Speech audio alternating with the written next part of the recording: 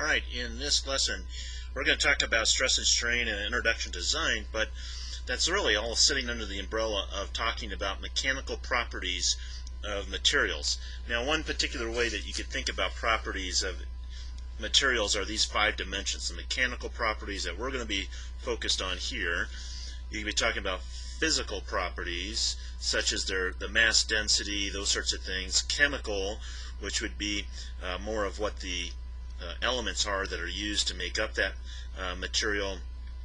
You get into manufacturing processes, which is another way to look at this, about how you can design a material to have certain chemical and physical kind of properties.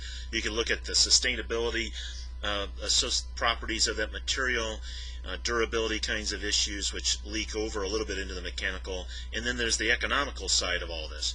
We are going to be entirely focused on the mechanical properties. In this little video module here that we're going to do, we're just going to set the context for everything that's going to happen in this particular lesson.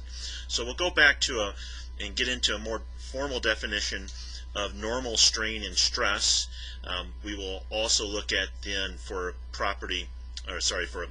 particular material, what happens as we elongate or compress the material, what the typical patterns are for various kinds of materials, particularly used in civil engineering. So that really encompasses here 2, 3, and 4, and all these things that are going on here. We're going to talk about these other mechanical properties, specific ones: stiffness, strength, toughness, resilience, ductility, and brittleness. And we'll even get into a little bit of aspects on the design side of things. Right now, we'll come back to a couple of video links here that are important before we get too far, but notice there's a whole lot of lesson comments here. A little bit of discussion about how strain is analogous in the deformation world as compared to stress. We'll get into that a little bit.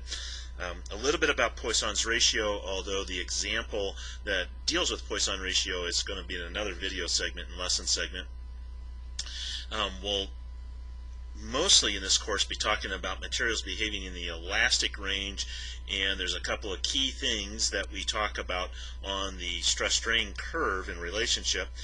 Again, most everything we're going to deal with is normal stress-strain. We'll get into shear later on, and we'll talk about some of these other aspects of that relationship here. And then finally here, there's some little notes about units, particularly in the SI system, for you to take a close look at. Right? Now, in the context of how we tend to do this, meaning to figure out what these mechanical properties are, to understand it from any given material, we conduct what are called tension tests. And there are 2 basic videos that you want to take a look at here. One that just sets up the basic one, a very short one, and then a very detailed video, a little bit longer here, that shows a very high-end piece of equipment about how we go about taking something, a material, and we start then to put load on it and we stretch it. Now, of course, here you just see as my fake material a pen, and I'm just pulling the cap off.